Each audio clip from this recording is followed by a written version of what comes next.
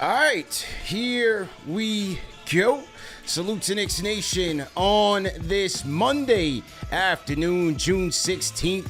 CP the Franchise here for another live edition of KnicksFanTV, man. The number one show for the fans, by the fans. Hit the like button, hit the share button, and subscribe to the channel. If you're a diehard Knicks fan, if you're an NBA fan, this is the show for you. On today's lunchtime grind edition, we got some Knicks coaching updates that you guys are going to want to hear.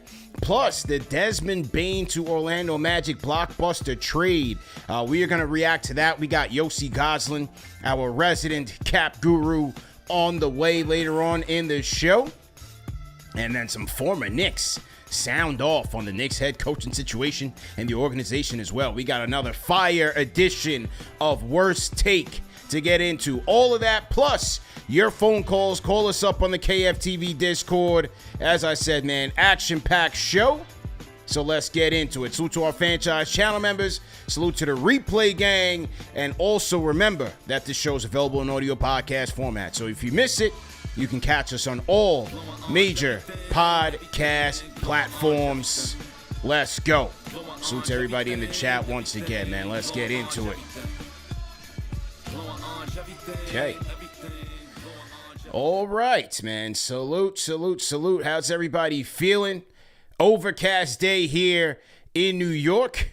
I had one of my guys, shout out to Kofi, he said, man, we haven't seen the sun since the Knicks were eliminated from the playoffs. Knicks went to Cancun, and we haven't seen the sun since then. Yeah, it's been overcast here. It's been raining on and off. Weather in New York has not been that pleasant, but you have to expect a turnaround at some point. It got to come out. Sun got to come out tomorrow, whatever the song goes. Anyway, hope you guys are well and that you guys had a great Father's Day. To my dads in the chat, Will Latimer, salute. Salute to my guy Gamba in the building, KFTV producer. Hope everybody had a nice Father's Day and the family and the kids treated you well, like the kings that you are. You know what I mean? Okay, all right, let's get right into it, man. Knicks coaching update as the world turns, as the world burns. Here's what we know. This week will be interview week. Taylor Jenkins will be interviewed first. According to our guy, Ian Begley, Taylor Jenkins is going to get the first interview.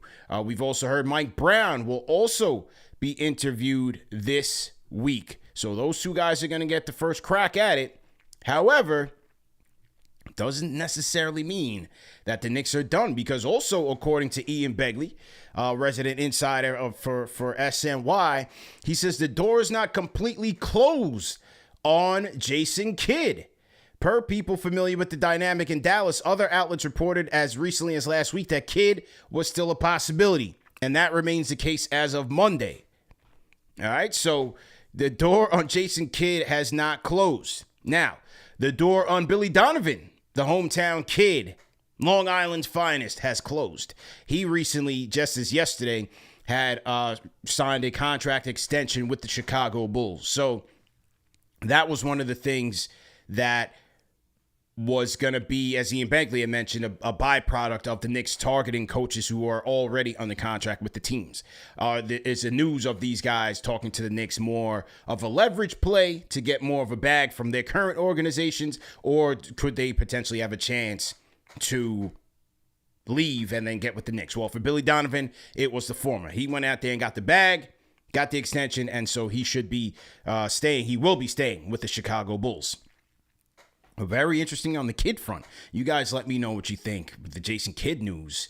Is that surprising to you? Do you think something will actually shake out of that?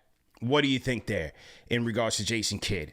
I can tell you this, based on sources close to KnicksFanTV, who we've spoken to on the coaching search, the word that I was given in terms of what they're going to be looking for here is that there will be a thorough vetting process with this next coach in terms of organizational alignment.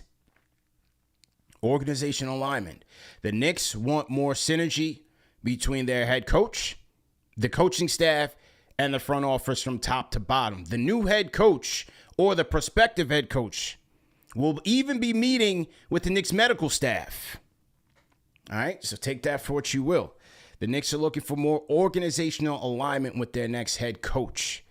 I think, based on the way things fell out with Tibbs, obviously we know there were players who were out on him, but there was also some additional friction or static, if you will, between Tibbs and the front office. Things were not agreed upon.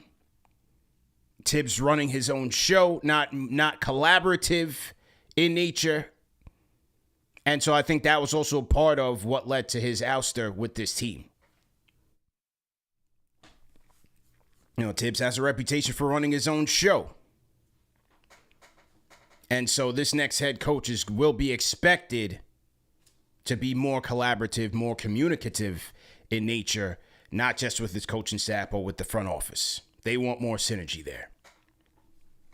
So that is what the word I was given in terms of the vetting process. They're going to be very thorough with these candidates in terms of their ability to work with the front office and vice versa. They don't want a rigid coach. Tibbs was too rigid, man. They want flexibility.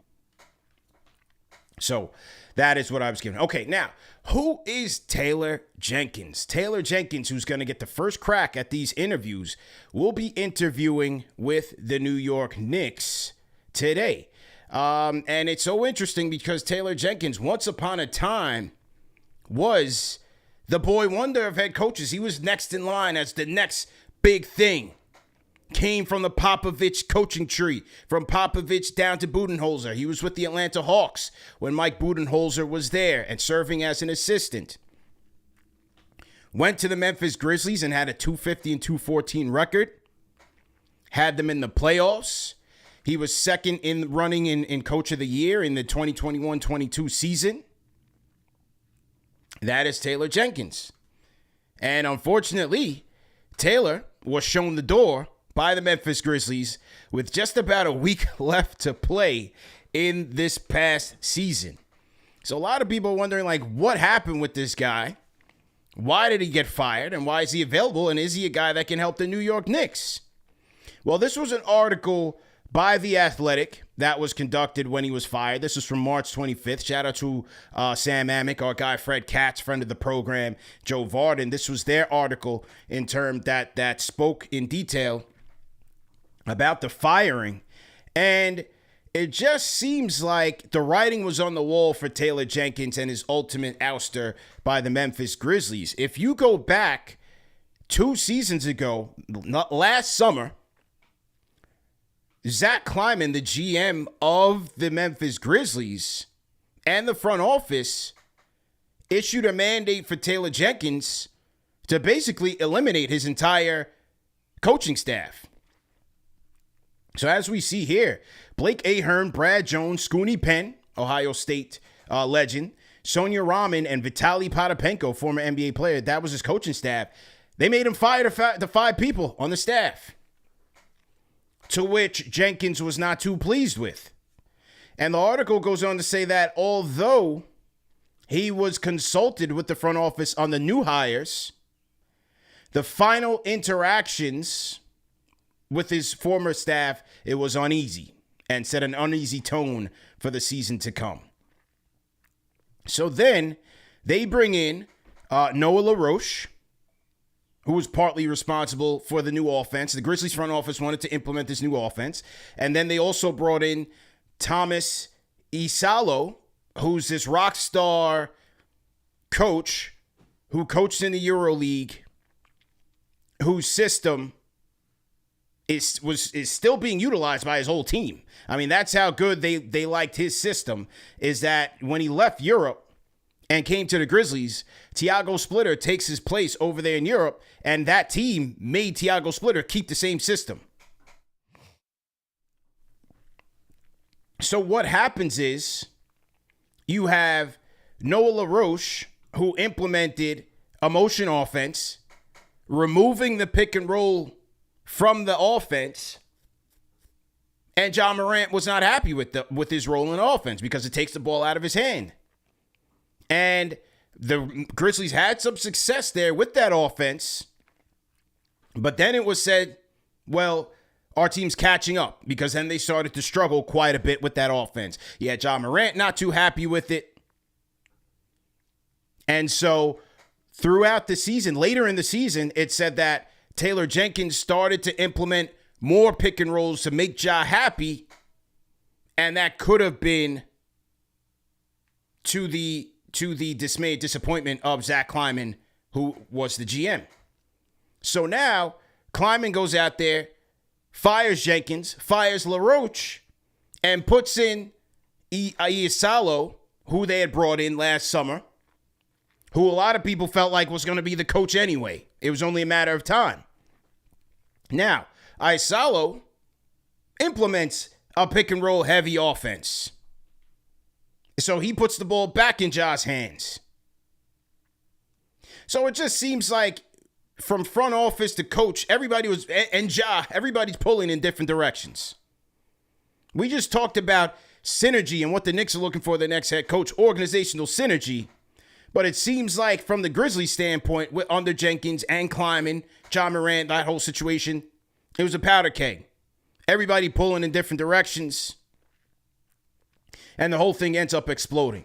You combine that with the fact that the Grizzlies were always dealing with injuries. Right? That's one thing with Ja Morant. Like, the difficulties with building a team around Ja Morant. A small point guard, can't shoot the three, relies on his athleticism, and every time he drives to the basket, he's getting hurt. It's a tough sell. So you have him with the injury issues, with the mental injuries when you combine all the gunplay, all of that immature stuff that he was dealing with last year. That was a lot. He had a team that was kind of in a spiral. Turn my phone volume down. We cooking right now. Salute to everybody in the chat once again. We're doing some research here. Investigative journalism. Who is Taylor Jenkins and how does he help the Knicks here? So it just seems like he caught a raw deal in Memphis. Between the system, the offense, the injuries, the Ja stuff, seems like there was a lot there. There were some people who criticized him for the over-reliance on when Dillon Brooks was there. Too much Dillon Brooks. He's the anti-Tibbs in terms of the rotations. He'll go 11, 12 deep. But then you had the critics that say, well, you're not going back to the starters early enough. I mean, you just can't have it both. You just can't win in these situations. So there's some people blaming him for going too deep into the bench and not going back to starters at key times.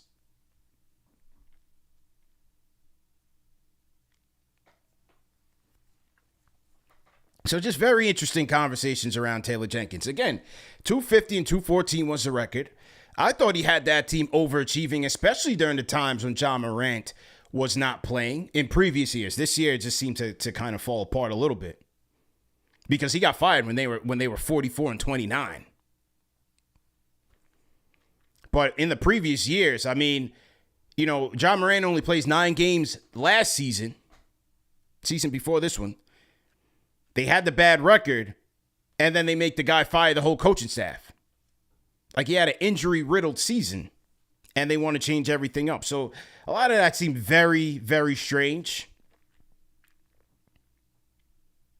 But if you look at his coaching resume and where the Grizzlies ranked, they had some good seasons in terms of offensive and defensive rating. Salute to everybody in the chat. Let me pull this up on Basketball Reference. They had some good years, man. Let me pull this up here. Salute to everybody in the chat. Getting some research done here. Hang tight. Okay. If we look at it now, this past season was a dud. The previous season, injury riddled. So they had the 30th offense in the league. That was without Ja Morant. 12th ranked defense. Year before that, 22-23. 15th ranked offense. 2nd in defense. 5th in pace. Now, that's one thing with the Taylor Jenkins offense. And is that more credit to Ja Morant, his speed and athleticism? They were always like top 5, top 10 in pace every year. Well, the year without Ja, they were 16th. So a lot of that could be job. But even last year, they were first. 22-23, they were fifth in pace. 21-22, when he was coach of the year candidate, they were third in pace, fifth in offense, fourth in defense, fourth in net rating. First year with the Grizzlies, eighth in pace, 15th in offense, sixth in defense, 15th in net rating. Well, that was the second year. First year, 20th in offense, 15th in defense, 17th in net rating. But they were 34 and 39 that year. So he's had some success in terms of where they ranked in the league. They finished second in the West 21-22 season. Second in the West the following year, 22-23. Last year was a dud. And this year. Didn't have much playoff success.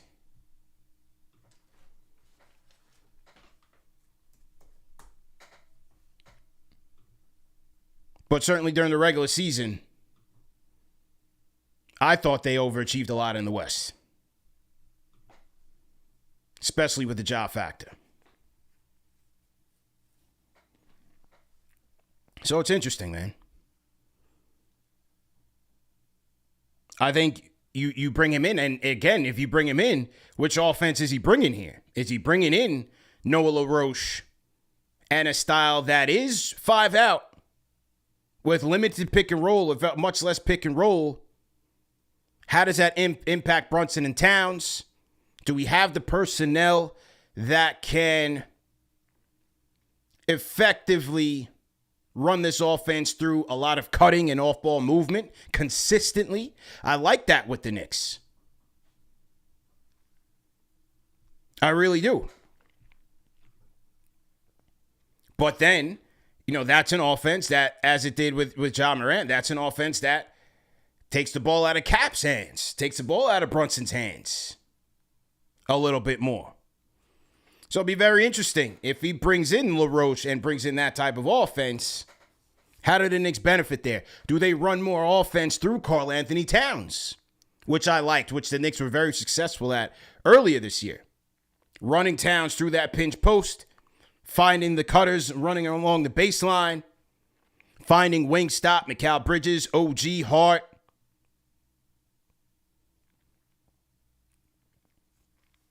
Jason Araval says at least he knows how to coach both styles. Defensively, they were strong, but they also had some strong defenders. Triple J part of that, anchoring that defense.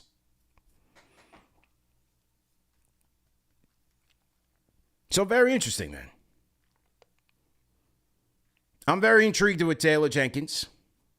I wouldn't be as concerned about the fallout in Memphis because I think there was just so many factors in play here. As we said, we talked about organizational synergy, what the Knicks are looking for. Clearly, they didn't have that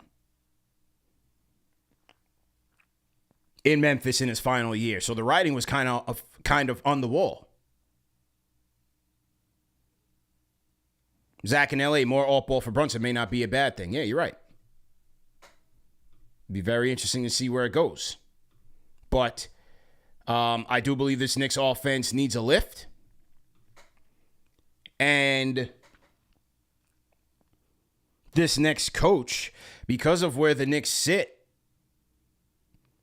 with the lack of financial means, a lot of young players on the bench, I think this Knicks coach is going to have to roll the dice. And so you have a guy like a Jenkins who believes in extending rotations. I think he can provide a lot of plus here.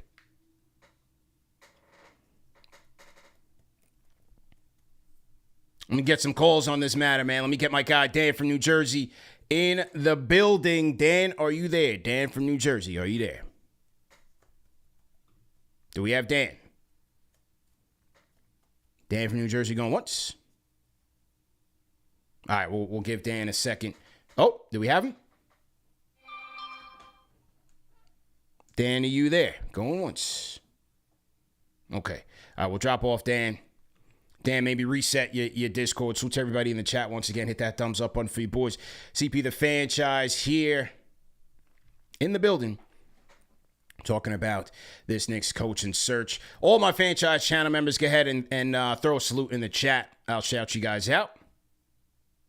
Salute. Pops the Legend, $5 super chat says, salute to CP. I'm starting to lean on Jenkins over Kidd and other options for now. What you think?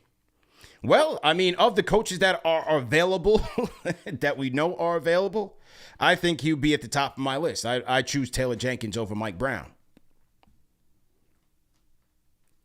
I would choose Taylor Jenkins over Mike Brown. But, you know, the fact that the Kidd thing is not, that they're not done yet, I think that's very interesting. All right, let's see what else. Just making sure. Just checking my DMs here. JD usually DMs me certain things while I'm live. Making sure I'm not skipping a beat. Oh, making sure I'm not skipping a beat. Junior Karoma, salute. Will from LI, I see you. Eric L. Pete, salute. F. Hill in the chat says, these dudes are leftovers. Well, so's Rick Carlisle, man. The guy in the NBA Finals. He was a lot of teams' leftovers. And now he's the greatest thing since sliced bread and could win a championship, right? When Rick Carlisle was coaching the Pistons, he gets fired. What do? They win the championship the next year. And that's why I'm like, you can't necessarily pin these firings and lack of results. It's not necessarily an indicator of what this coach is going to do with another situation. Because I just think there's so many factors that play into the success of a head coach. Namely, your talent, how they mesh, the system. Do they accept the system? Do they like the coach? Do they like each other? Will they form? There's so much at stake, at play here. That's why I'd be a little bit leery to just write off, Taylor Jenkins because, he got fired, or this guy. You just never know. You have to bring him in here and see how it plays out. Chris, $5 super chat, says, since it was a player-led firing, will it be a player-led hiring? Either way, I'm sure JB will have a huge say. Yeah, I mentioned this when Tibbs got fired. Players are going to have a big say in this. They have to. They're playing for the guy, right? It only makes sense. So Cap will be involved. I'm sure the big time players will be involved in this, as they should. Santana says this is not what we need at all. Okay, so Santana, what do you want to do, man? Let us know what you want to do in the chat. We're going to bring in Yossi in just a bit, but let me take some calls on this. We're going to talk about the Bane trade in just a little bit. Pops the Legend on the Discord. Pops, are you there?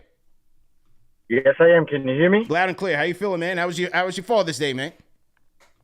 Oh, it was good in the sense that my pops came from DR on Saturday, took him to the Mets game on Sunday, but they got their asses handed to them. Yeah, that's all right. Just like the Yankees, huh? Yeah, I'll see how Pops had to loop my Yankees in there. That's your own problems, man. Don't loop my problems and commingle my problems with your problems, man.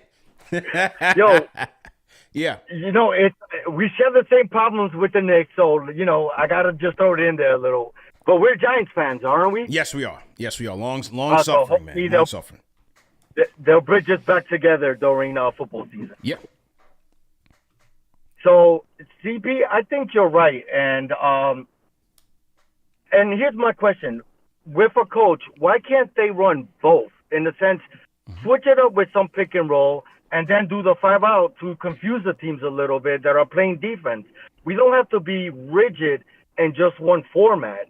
But the 5-out, if you look at the teams that made it to the playoffs, and I can't say it, Indiana and OKC right now, that's what they play, and they play defense at the same time. So if we can get that, I think the Knicks will be in a better position next year. Yeah. What do you think?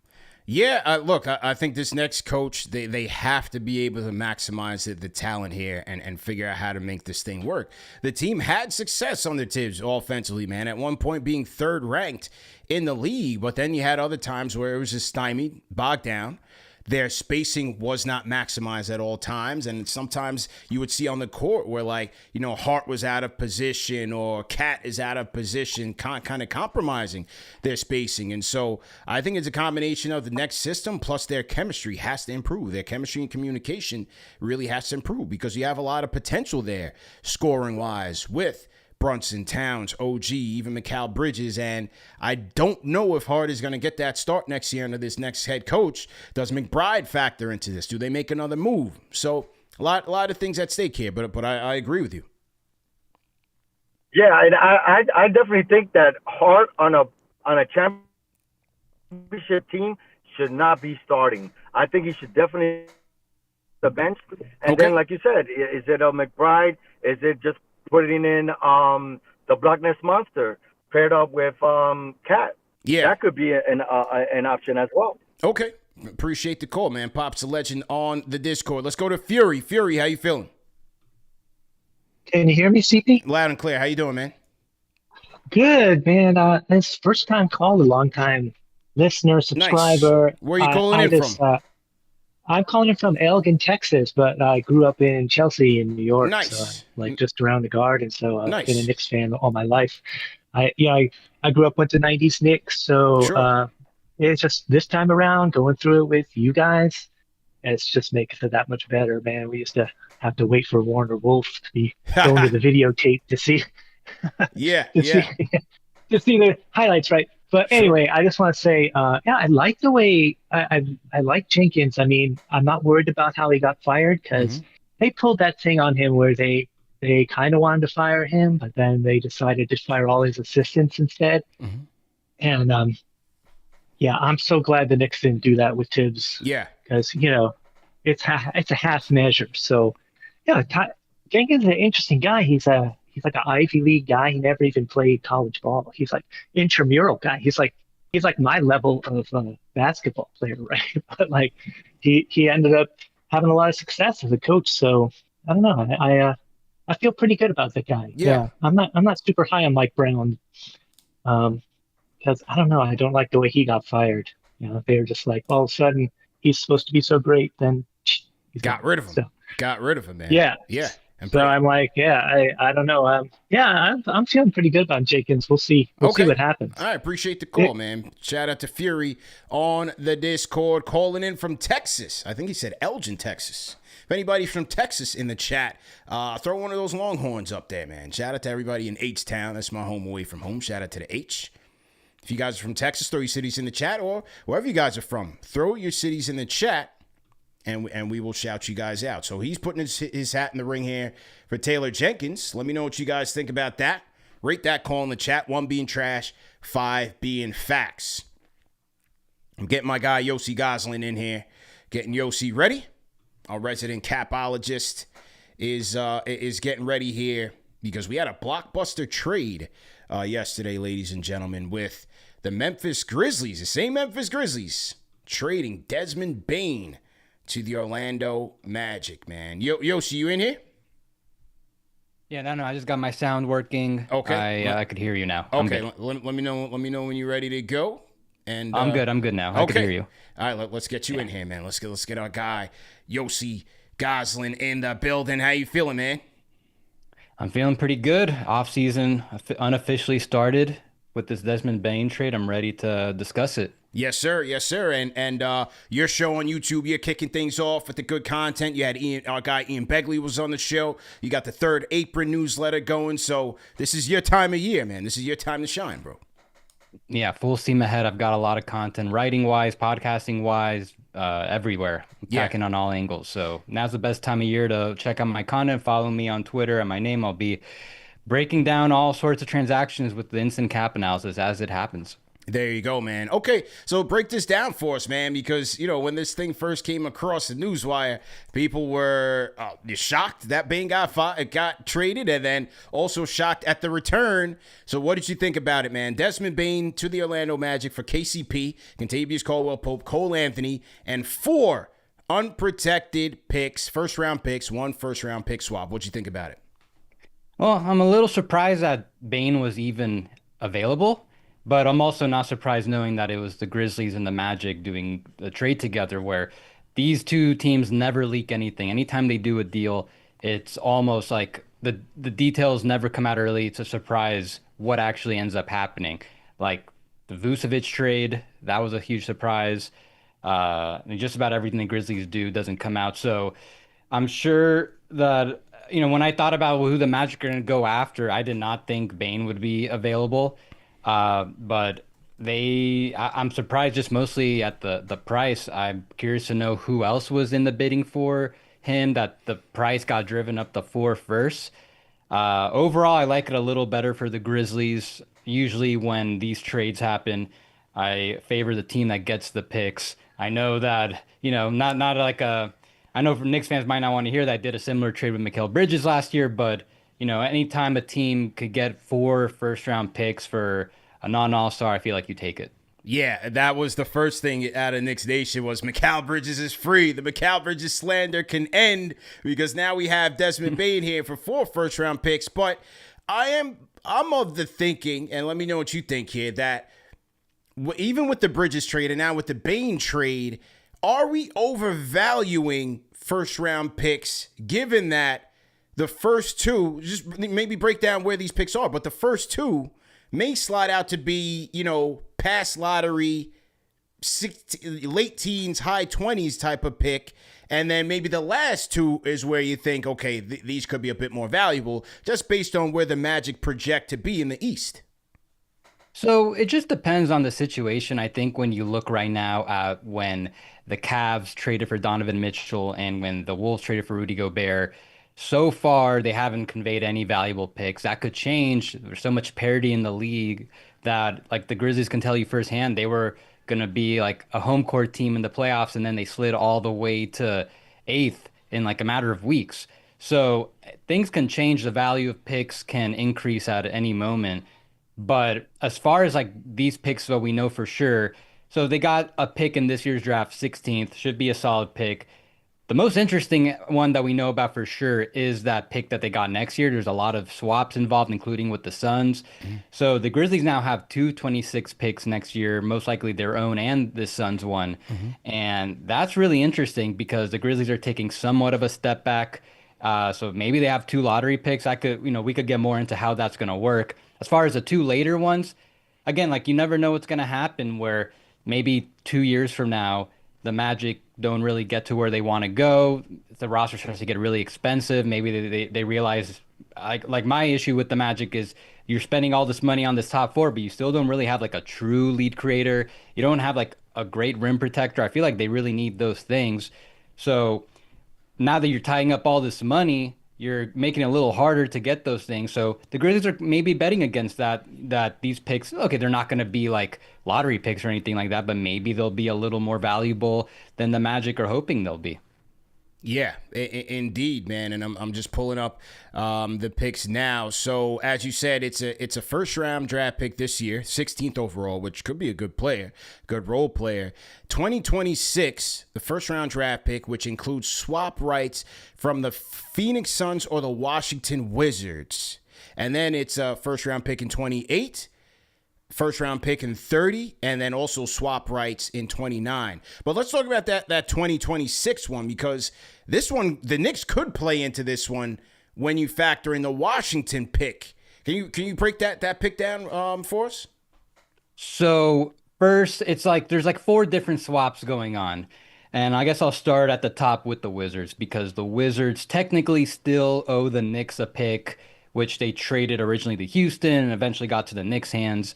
But it's most likely not going to be a first-round pick if it stays within the top 8, I believe, which the Wizards probably should be in.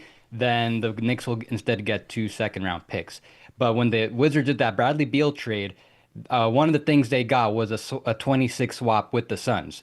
Now, assuming that the standings kind of play out similarly where both teams could suck, but the Wizards will probably be like amongst the bottom tier, they'll probably stay.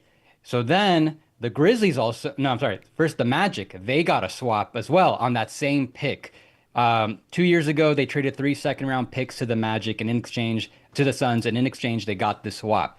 So there's like a priority when you do these, when you trade the same swap over and over again. So first the Wizards have the priority, then the Magic have the priority. So that's what the Magic traded their 26 pick outright, which has a swap with the Suns, to the Grizzlies. So the way it would play out is, let's say the standings this year play out similarly, where the Suns pick ended up being 10th and the Magic's pick ended up being 16th. Now all of a sudden the Grizzlies can move up from 16 to 10.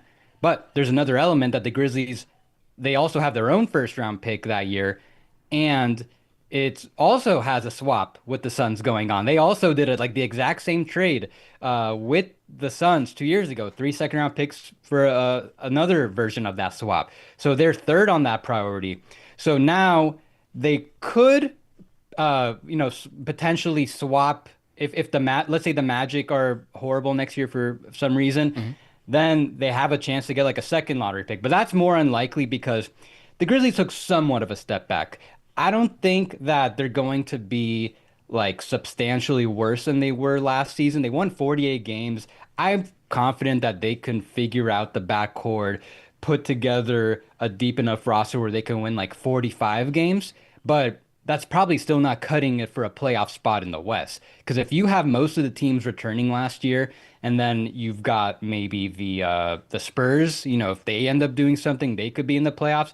Very good chance the Grizzlies, like, they'll be competitive, but then they're going to be on the outer, they'll be in like the play-in tournament, like a lower lottery team.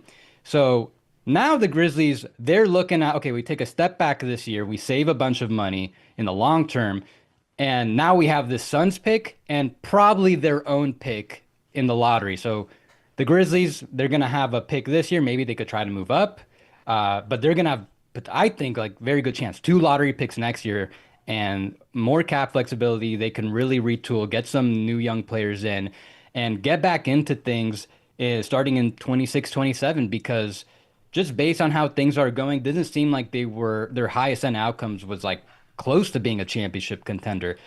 Obviously, they need John Moran and Jaren Jackson Jr. to be healthy first and foremost, but I think they'll be able to come out of this stronger within a year from now. If you could trust any team, like, yeah, you can make a good case that picks are being overvalued, but if you're going to give a lot of picks to one team, the Grizzlies, one of the best batting averages with draft picks over the past 6 years. So very good chance they're going to hit on some of those and come out of this much stronger than many of us can even see right now. That's good points there. Once again, we're talking to Yossi Goslin, home of or creator rather, of the Third Apron newsletter. You can also check him out on YouTube and also follow him on Twitter at Yossi Goslin. Now, as you just mentioned, 2 guys, some people they're throwing the tinfoil hats on. Is this the beginning of a Memphis teardown and rebuild? First, from a Knicks fan standpoint, now they want Triple J here, man. What would it take to get a Triple J trade done here in New York, just given the salaries and what the Knicks would have to give up, man? Well, first, they're going to need Jaren Jackson to say, I don't want to be in Memphis anymore. That's number one. And he technically does have some agency because he has 1 year left on his deal. In all likelihood, he's going to stay in Memphis. There's already reporting from ESPN that they're not going to trade John Jaren. Now their next move, the Grizzlies are not done. They need to clear more cap space so they can give Jaren Jackson a viable renegotiation and extension. Most likely that happens. But let's just say he says, you know what, now that I didn't get the Supermax, I'd rather just get traded. And he says the Knicks are one of those teams. I would say the Knicks are at a disadvantage compared to some of the other teams out there that can put out much stronger offers with more picks. But so with that said, I mean, I would suppose at least one of OG Anunoby or Mikal Bridges have to be involved. Yeah. You can make a case that, just even with one of those players, you're kind of like getting close to the value. Knicks don't have any other first round picks to trade, though, mostly just a lot of seconds. So you're talking about trading one of those guys, really. Now, both those players make a little more. Yeah, they both make a little more than Jaren. So yeah, the Knicks, because just so you guys he's looking at 23 million going into next season. Right. So for for those who follow like the Knicks salary cap situation, they're going to be over the first apron, which means they have to do 100% salary match. And Jaren's salary is so low where they could technically just do like Mikal straight up for Jaren. So is it possible? Sure. I'd say it's pretty improbable though. Uh, just because one, I think he's going to stay with the Grizzlies, going to sign a new long-term deal, but then also the Knicks probably are at a disadvantage in terms of the best offer they can put out there. Yeah, that's going to be the key here with a lot of these trades for marquee talent. Is they just don't have the draft capital for one, and the salary matchups could be a little bit difficult just in terms of the players. If you have to go one for one, dollar for dollar, it may not add up. And so, as you said, a lot of the reports out there right now is that Memphis intends to, at least for now, keep Jaren, keep Ja, and just kind of retool with some of those draft picks. Hey, maybe they jump in another trade utilizing those picks as well. Yeah, they now have 11 first-round picks through the next day drafts. They can trade up to 8 of them. Not saying they're going to cash them all in on Giannis or anything like that, but they're now like up there with the Nets, the Jazz, the Thunder in terms of most draft picks in the league. So very interesting situation to monitor there. Yeah. Zach Kleiman making some moves there. Okay, but now let's think about it this way. And once again, we're talking to Yossi Gosling. Let's think about it this way. Wow, you have guys out there like a KD. That trade is out there. That's the biggest trade kind of hovering. Could the Knicks potentially get involved, not for him, but as a third or fourth team, helping to facilitate this thing while also getting some role players back? What do you think about that? Well, I haven't really put much thought into that. Yeah. I mean, whoever they bring back has to be like pretty low salary type players. So, well, let's put it this way: a lot of Knicks fans again want to bring Dante back. Could they bring Dante back in a potential 3-team trade or 4-team trade with if KD potentially goes to the Timberwolves? Well, so if KD for them to bring back Dante, I think they're gonna have to. I haven't done like the full math. I think they would have to trade one of Hart or Robinson at the very least. Not necessarily to make it fair, but I don't think they'll be able to fit their top 6 and Dante within the second apron, because if they're trading for Dante, you got to aggregate. That's gonna lock him into the second apron. Most likely, at the very least, like maybe you move Hart. You bring in Dante, who makes almost half as much as Hart, and then maybe you can try to replace Hart with a different, cheaper player elsewhere. That's probably the way I could see it happening, to bring back Dante at this point. I think, like, I know everyone wants to add Dante to the mix with the top 6, but I just don't think the money's going to quite work with all 7 of them. They would have to have some sort of more substantial outgoing salary to stay within that second apron, or else they wouldn't be able to execute that trade, basically. Right.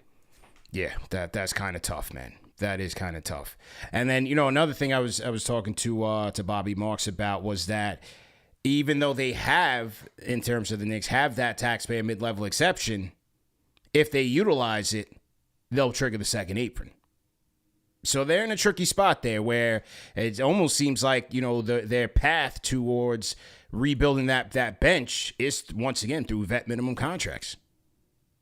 I agree. I think no matter what, they're going to try to stay below the second apron, mainly because this is now going to be their second year in a row in the luxury tax.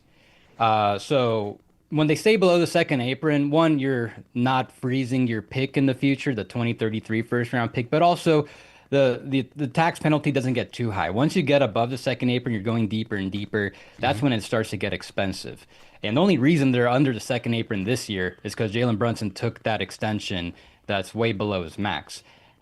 Next year, in all likelihood, assuming that they extend Mikal Bridges on a contract that's going to be pretty much identical to Brunson's, even though that's also going to be considerably a discount compared to what he could get on the open market, they're probably going to exceed the second apron starting next year.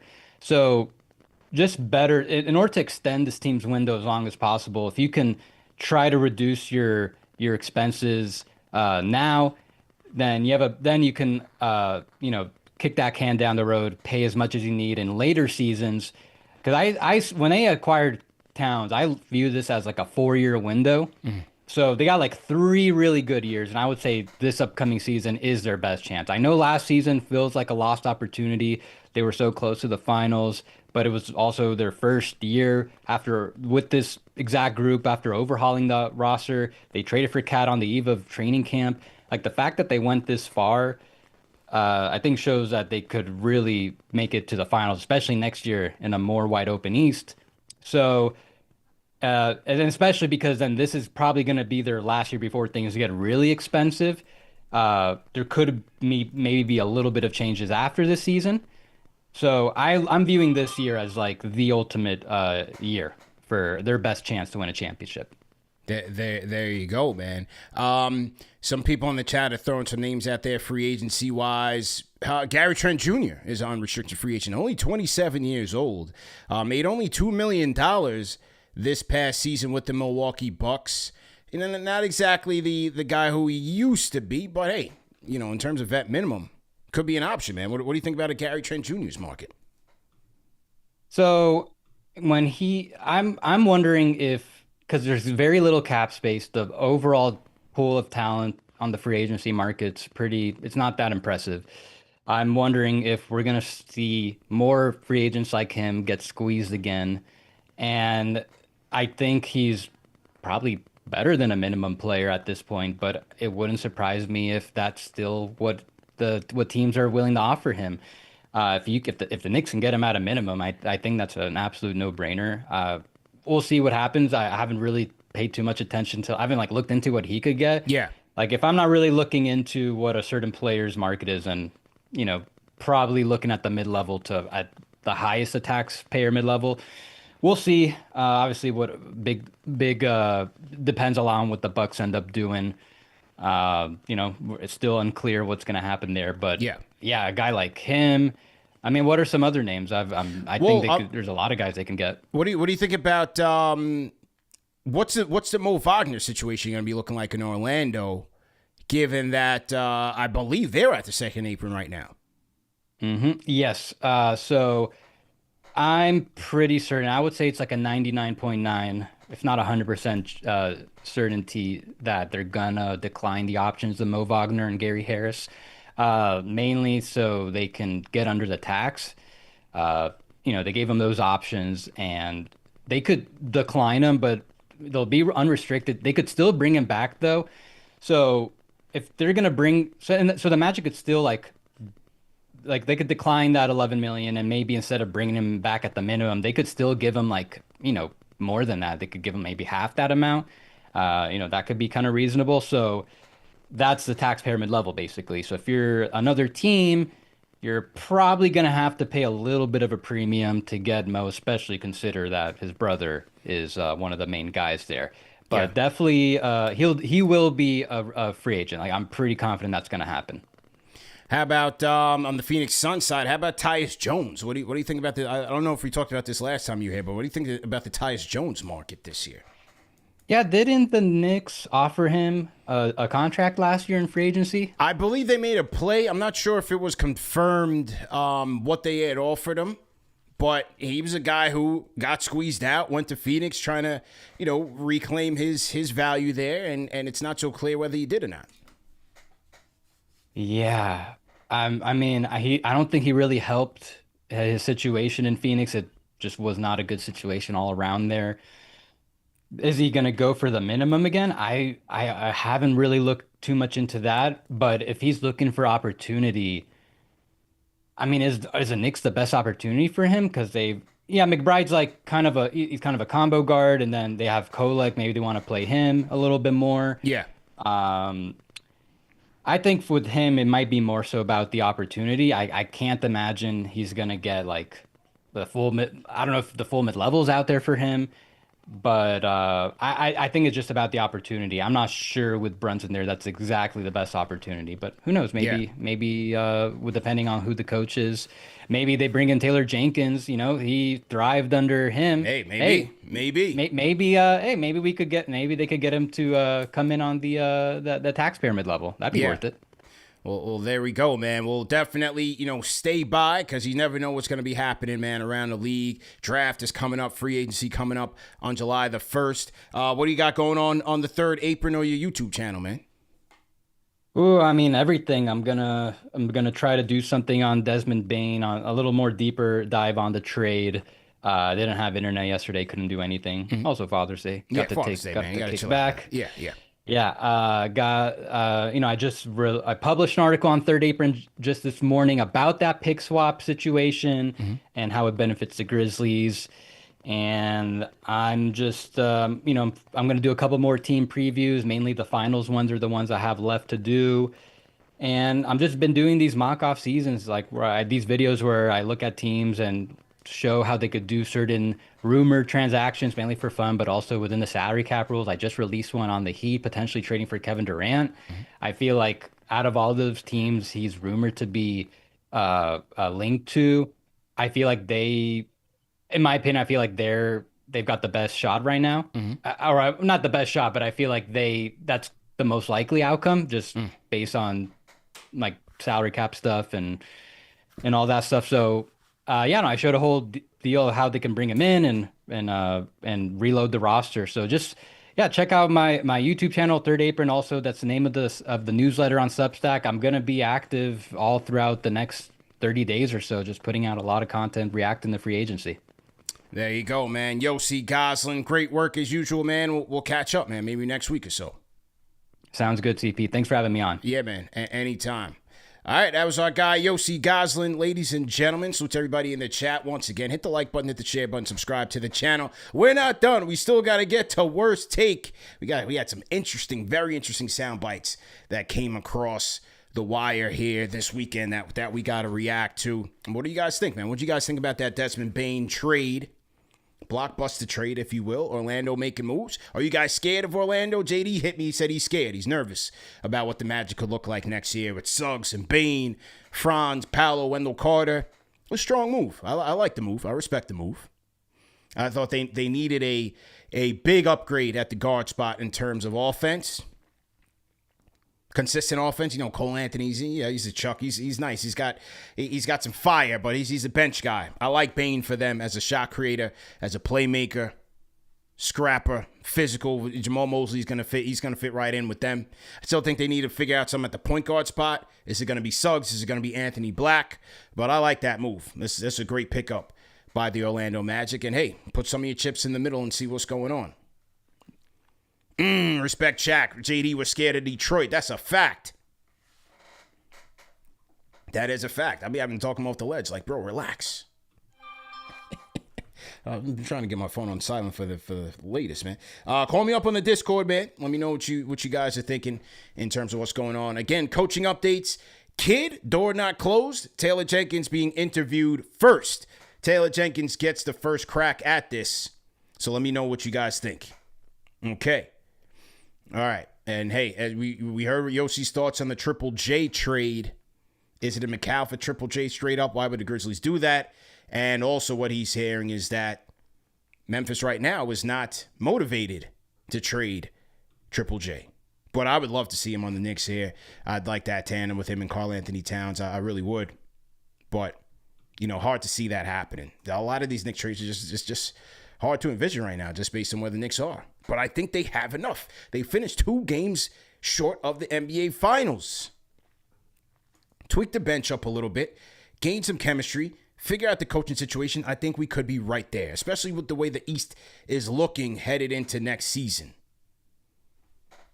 But hey, it's very, very early at this point. You guys be the judge. We're having a good Monday, productive Monday so far. Hit the like button, hit the share button, subscribe to the channel. Let me read some of the super chats that have come in, and then we will get to Worst Take. We got 1,100 people in here. If you're new in the chat, go ahead and drop a hashtag. I'll shout you guys out. Anna Silvera says, imagine we go through all this just to rehire Tibbs. That would be hilarious. Salute to CP. Yeah. No, that's not going to happen, but that would be funny. Silk Sutton, $5 super chat. Appreciate you, Silk.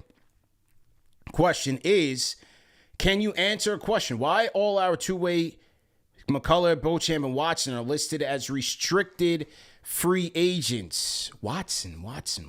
Oh, I forget the guy's first name. Watson. That's a good question. Why they're listed as restricted free agents. I would have to take a look at that and see. But I think of the three, McCullers should be back. Beauchamp, I would take a look at Beauchamp and take a flyer on him. I would definitely do that. So, yeah, what do you think? I think McCullers is I think he's important, man. He could be a player of promise. Who knows? Let's see. Two-way contract. I don't know.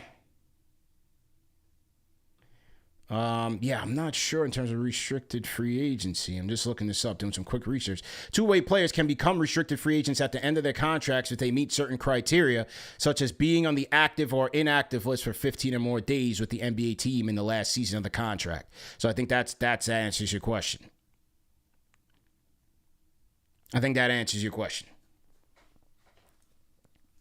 So, but yeah, let's see if McCullers takes another step next year in Summer League. Okay. Shout out to my guy, Yossi. Salute to everybody in the chat.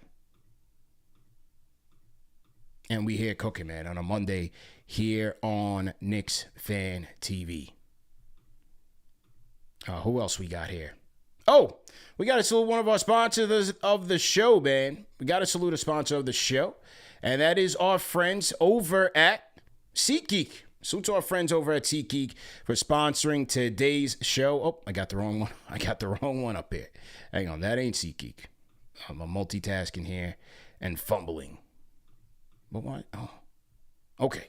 Here we go. Shout out to our friends at SeatGeek, man. Use our code KFTV or KFTV10 for a discount on your tickets. My guy Pops the Legend just mentioned the Yankees and Mets. Well, Subway Series is coming up, 4th of July weekend. Gonna be a hot ticket, Soto and Judge and all those guys. So use our code. You can use KFTV for $20 off, or you can use KFTV10 for 10% off your tickets. It's only good for one use. So if you guys have used this code before, it's not gonna work for you. But if you use it for the first time, you will get either 10% off if you use KFTV 10 or $20 off if you use code KFTV. And that's on SeatGeek, the #1 rated ticketing app and the official ticketing app of KnicksFanTV. Remember, when you go on SeatGeek, the green dots are the good deals. The red dots, you want to stay away from those. So always look for the green dots to get the best bang for your buck in terms of your ticket. Okay? So thanks again to our friends over there at SeatGeek. All right, let's see who we got else here in the chat. Any team hashtag news? Go ahead, type in Corey Young. Salute to you. Corey, I feel like you've been here before, man. Jimmy Faustin, salute. Salute. Jimmy Faustin says team hashtag new. All right, well, so salute to you guys if you're watching and you don't want to type. It's all good either way. All right, so let's get to worst take. Matter of fact, worst take. This segment of worst take is where we react to sound bites about the Knicks around the NBA podcast sphere and the media landscape. We play the takes, we react to the takes, and you give me your thoughts. Rate the take. 1 being trash, 5 being facts. Is it fire? Is it tomatoes? You guys be the judge. This is your show. So first up, we got Austin Rivers going 10 toes down on the Knicks coaching situation, and he sheds more light on his tenure with the Knicks. Remember, they showed him the door and brought Derrick Rose in. Here's Austin Rivers breaking it all down. We got to listen to this in its entirety. Here we go from the Austin Rivers Show.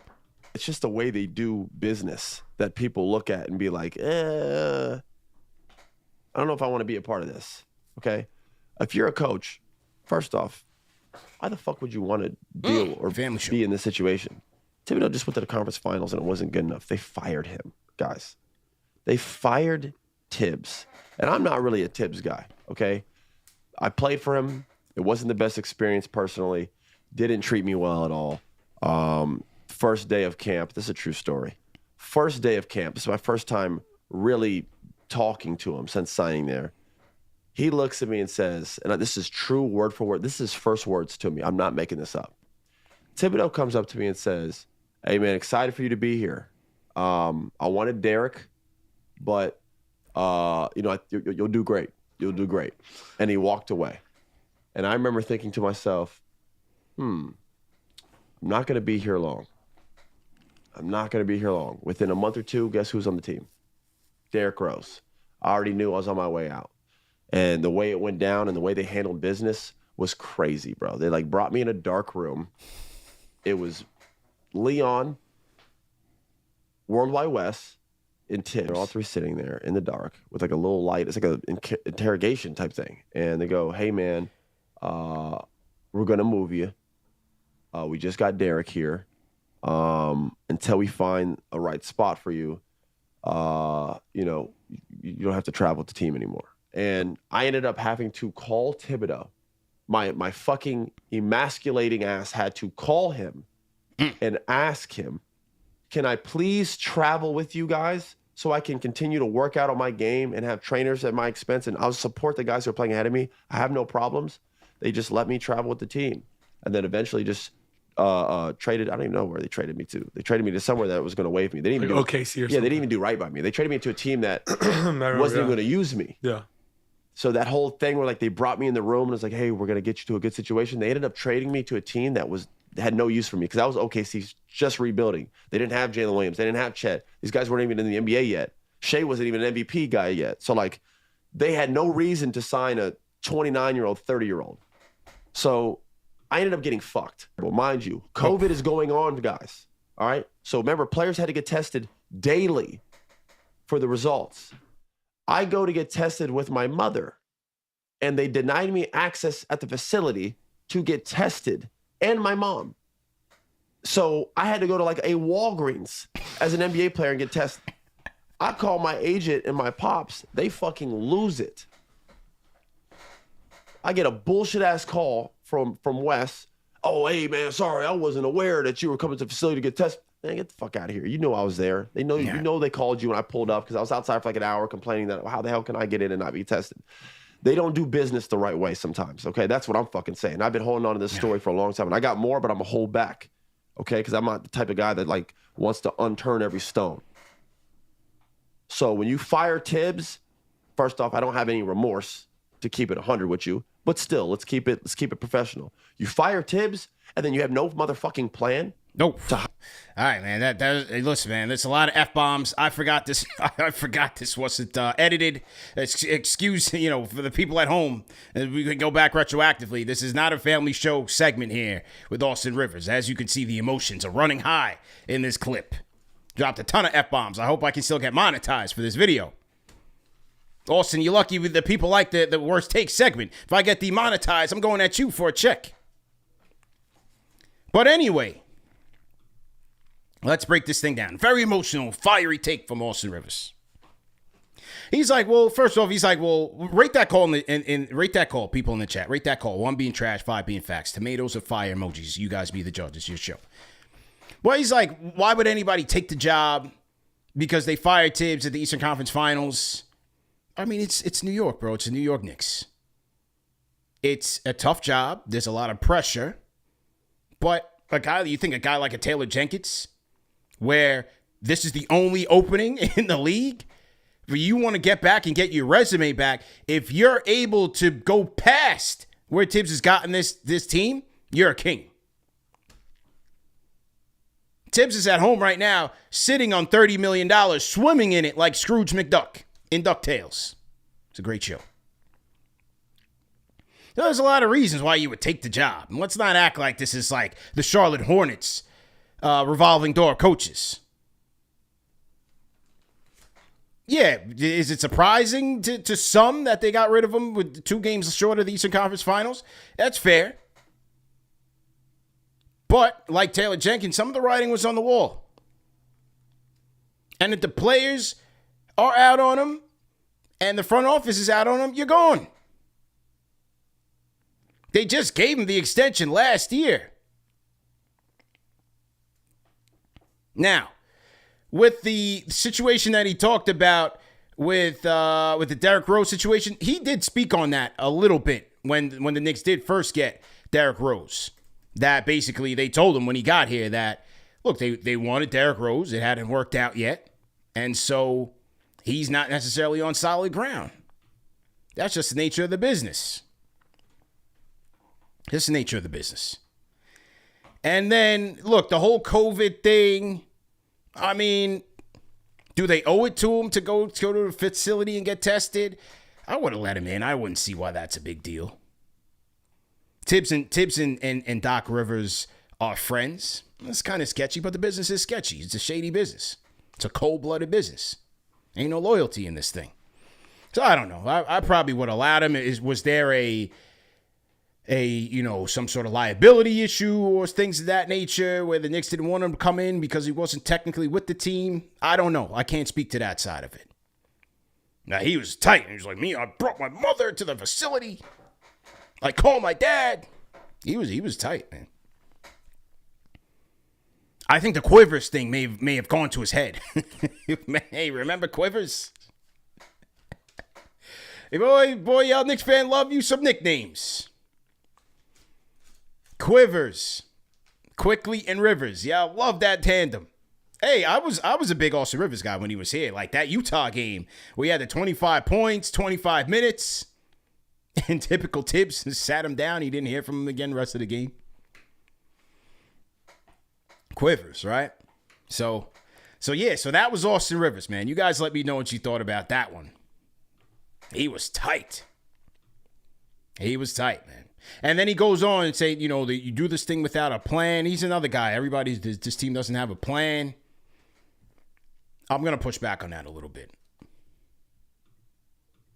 Well, let's wait and see before we, roast this team for not having a plan, so to speak.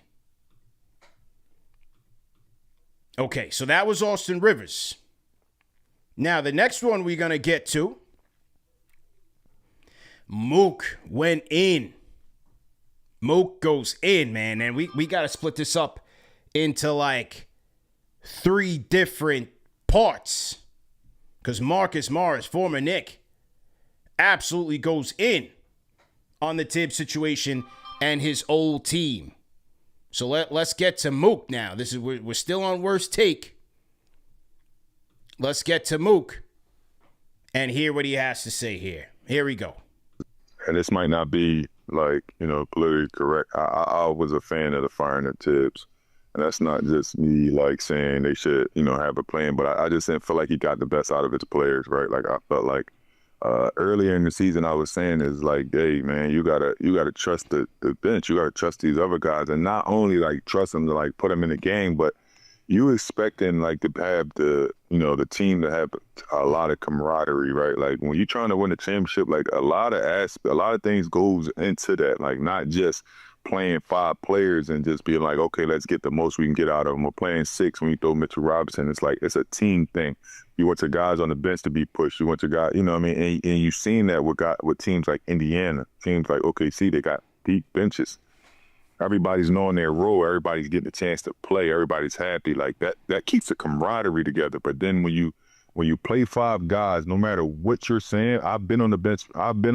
What you're saying is not happy. The team is not going to be the happiest it can be when you're not even giving other people a chance to be success to help the team.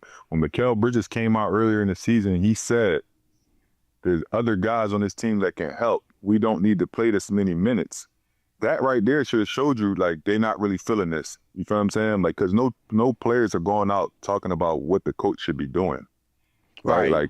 People don't know. They don't catch that type of stuff. He's telling you right then and there, hey, we're not really feeling this. This shouldn't be happening like that, right? And you got players looking at the other players damn, I can't get no minutes.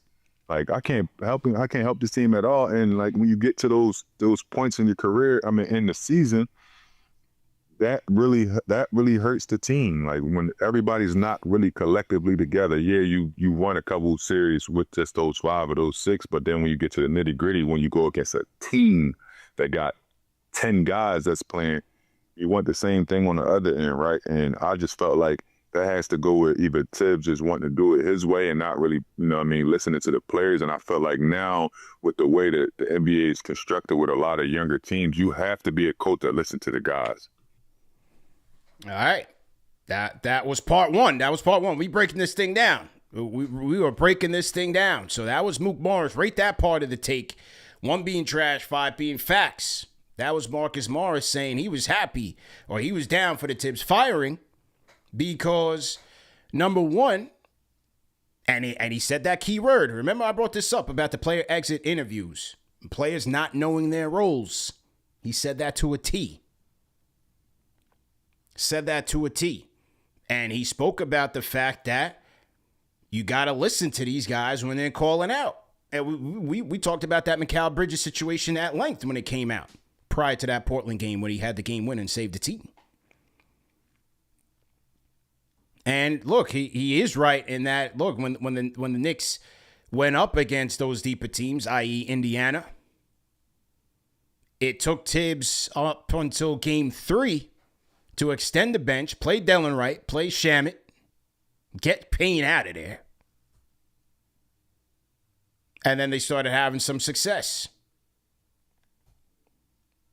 I thought that was a 5-star take right there. Few minutes of finance puts tomatoes. They're going with tomatoes on that take. I thought that was a 5 take by Mook on that part. All right, so here's more. And once again, this is courtesy of the Vince Good Word show on Yahoo Sports. Vince got our reaction. Look at his face. He's like, Mook going off. You know, Mook don't mince words. So, okay, so that was that part. Let's keep going here. Let's skip up a little bit. Okay, and that wasn't the popular hire. Like, nobody didn't know, like, why, what did they just go over there and get him for? But I understood because he will hold the guys in the locker room accountable. He was a guy that can actually talk to these guys, and you can tell because the first year they went to the championship, right? Like, that wasn't just the players. That was the players buying into this guy that's coming in and changing the culture, changing the locker room up and getting more respect from the players, pushing them to be their best. And that's where I think that because Tibbs been around so long, I don't know if he really even recognized how to do that, right? Like, that's a thing there where you could honestly see that from afar. Like, I don't know if he recognized how to do that. And I had some time, I spent some time in there this year, actually.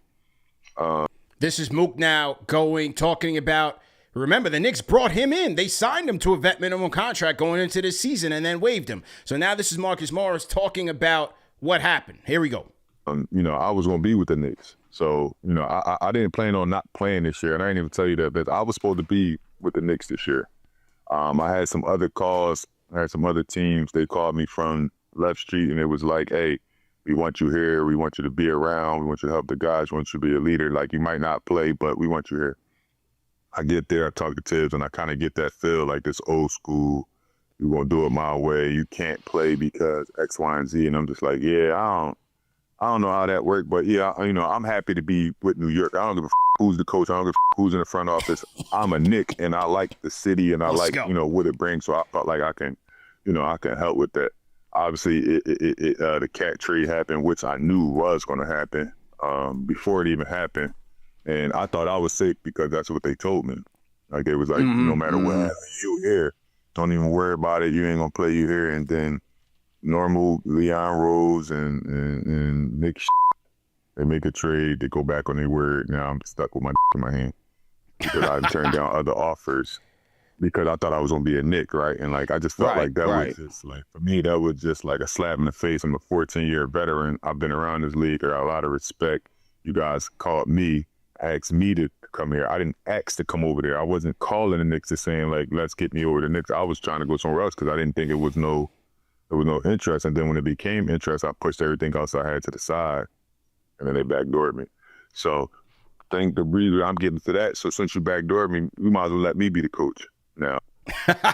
So, yo, Mook is a funny guy, man. So, look, as he said, man, once the Towns trade happened, he got squeezed out. It's the nature of the business. They ended up going with Shamet. They kept Shamet. Mook got clipped. And they had Okeke. They waived him and brought him back on a G League deal. They should have kept Mook, man. I didn't like that maneuver. They should have kept Mook. Absolutely. They ended up holding out on that last roster spot and giving it to PJ Tucker later on down the road, but they absolutely should have kept Mook.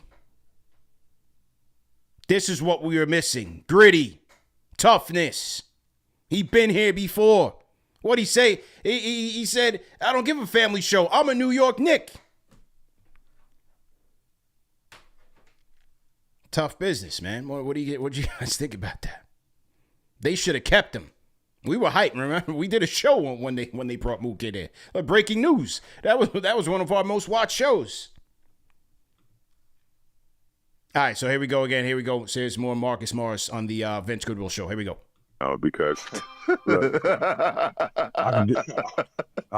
can get more out of the players than what we're seeing, right? And I'm serious. Like I can have a staff and be able to get more out of the players than what the old school coaches are having. But I don't think it's a circus, right? All the coaches that they reached out to are really good coaches. So I would have done the same thing. Like, it's the Knicks. We were in the Eastern Conference Finals. You're in the Mecca. Like, yes, it's pressure. And that's another thing. You got to identify who can take that pressure, right? Like, we don't want to have to bring somebody in here and they have to fire them next year, because then it looks like we really don't know what we're doing, right? So I don't think it's a circus, right? I think Worldwide West, I've been knowing West for a long time, really good guy. Leon's been my agent. He's a little shaky, but he's been my agent. And, a couple of them guys on the team I've known for a while. I think they have a really good core. I just think you have to identify who fits the mold, and not just the city, but like the locker room. Who can get the most out of the guys where they respect, where they want to play for, right? Like, you can obviously see that there's some joy in the game when, when you're getting coached by this certain guy, he can hold guys accountable. But what they're doing right now might look a little frantic, but it's the Knicks. It's New York. It's the media. Like, you want to go into the summer with all this cracking, you know what I'm saying? Keep people talking about the Knicks, but it looks like a circus because so many guys are turning the job down, right? They're like, no, I don't want that pressure. I don't want this. But most of them guys. All right, well, just to stop him there, it is ironic that on one hand, he talks about the bad side of the business and them seemingly doing him dirty after the cat trade and clipping him after he turned down other offers that may have been gone by the time he became available. That's kind of, it's a tough part of the business.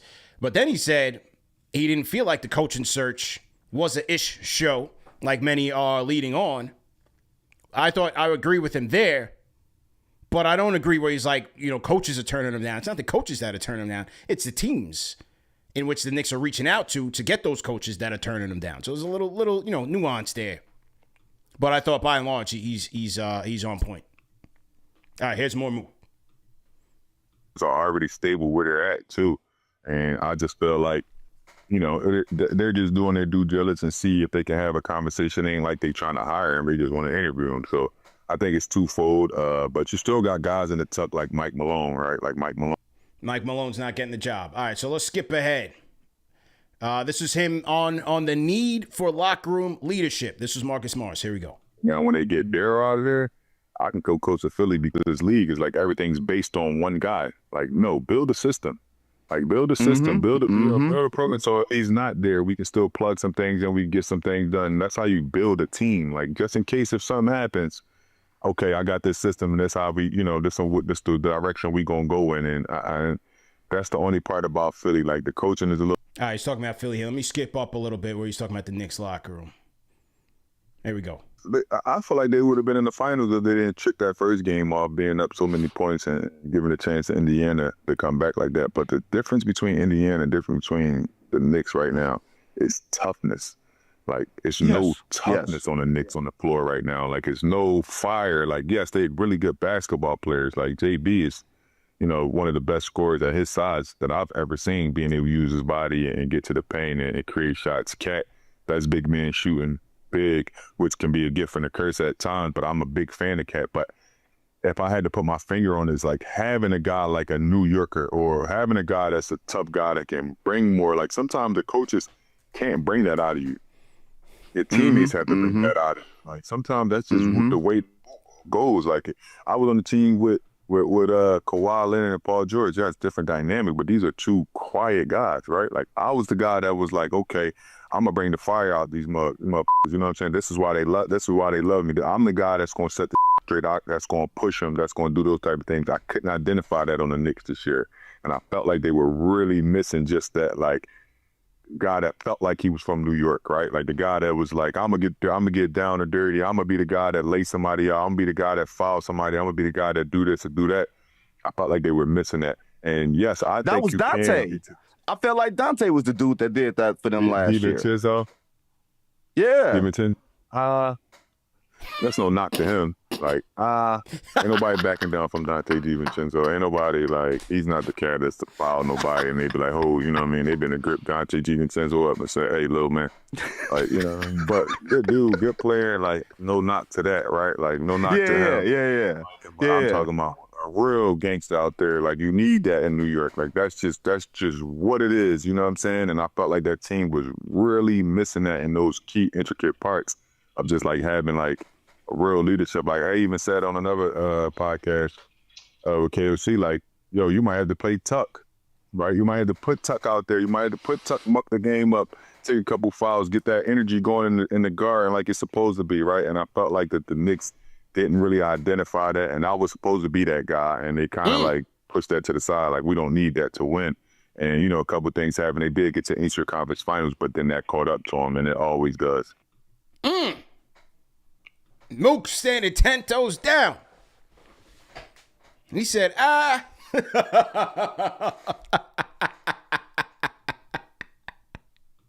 was that Philly talk right there. That Philly ball came out of him. He's like,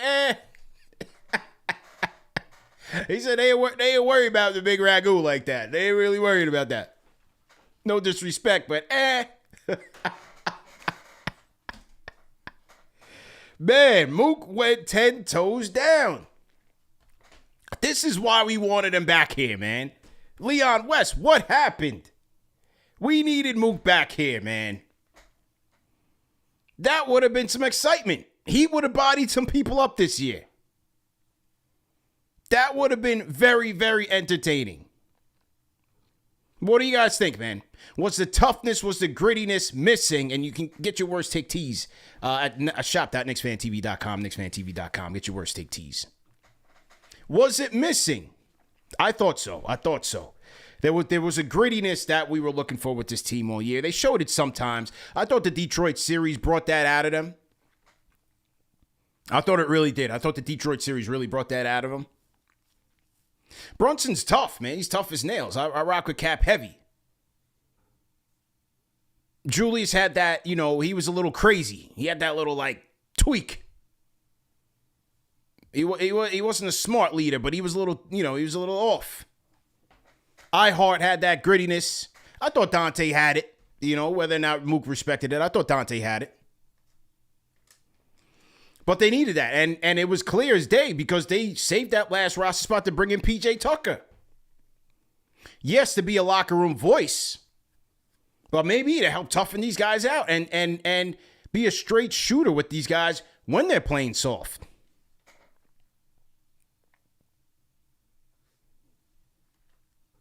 So this is why they should have brought Mook back, man. What a guy, man. Great soundbite. I mean, this is the Mook that we need instead of first take Mook that's just out there just throwing out ridiculous worst takes. Just keep it a bean. I feel like he's going on first take right now, and I keep mincing words because worst take is our show. First take is their show. I feel like he goes on there and minces words trying to get the hot sound bites. This was better. This is why we needed Marcus Morris on this team. But anyway, great show, man. Great show. What do you guys think about today's show? Let me know your thoughts. As I said, we got the worst take joints in stock in all sizes. Go ahead and support the machine, man. You got worst take on the front side. For the fans, by the fans. On the back side. All in stock. All ready to ship. Get yours today. Obviously, you can get the crispy KFTV snaps. We got them in all colors now. Royal blue, navy blue, white, and black. So the white ones is good for the summertime, man. Some of you old school players ready to hit the beach. Get it cracking with the white joints. All 3D stitching. New era. You see it. We leave the stickers on. My lady doesn't like that, but I like to. She gets on her nerves. Why are you always leaving the stickers on your hat? I'm old school, man. What do you want me to do? But yeah, great show, man. Hey, as the coaching search continues, we'll be live and direct. We'll do some more. If you guys want me to react to some more things, hey, whether it's a soundbite, a tweet, a group chat, take, send it over to me, man. Send it over to me, kftvmedia@gmail.com, or send me a DM on Twitter. Send me a DM on Instagram. I'll react to it. We still got a couple other things I want to react to. 7 p.m. in Brooklyn, Melo and Shumpert talking about Knicks. We got some sound bites. We're going to react to that. Maybe we'll do that on Wednesday. Also, the Roommates pod. Roommates came out with their new pod last week, so I'll listen to that, see if there's anything worth reacting to, rather. Yeah, Melo take. Randy Johnson, I see you. Melo take. Yeah, absolutely, man. Absolutely. So, yeah, we got some stuff we got to react to and catch up on. Shout out to OK Bert. Says, how beneficial do you think the players' opinion should be for the next coach? With Tibbs, I get it. Before a new coach that you never played for, how can you make the players buy in? They have to. They're going to be playing for the guy. You know, somebody had sent in a super chat. Chris asked the same question. They're going to be playing for the guy. So their opinion has to be factored into this thing, especially Cap, the guys that you expect to be here for a longer period of time. Cap, Cat, those guys, their input has to be considered. Got to play for a coach that you want to play for, whose voice you're going to respect. Like Mook said, you need a guy who you can respect in the locker room. Thought they lost that with Tibbs. Mr. Dunn's Hart's comments on the Pacers series. I feel you. Okay, Bert, appreciate you. Santana says he wants Johnny Bryant. Okay. I hear you there. 1,200 people in the chat, man. Do me a favor. Hit the like button, hit the share button, subscribe to the channel. And we'll see you guys, man. It's any breaking news, we will see you guys most likely Wednesday. We'll see if we can tap back in on Tuesday, man. All right? Appreciate the support, everybody. Great show, constructive dialogue. And we appreciate you guys, man. Peace.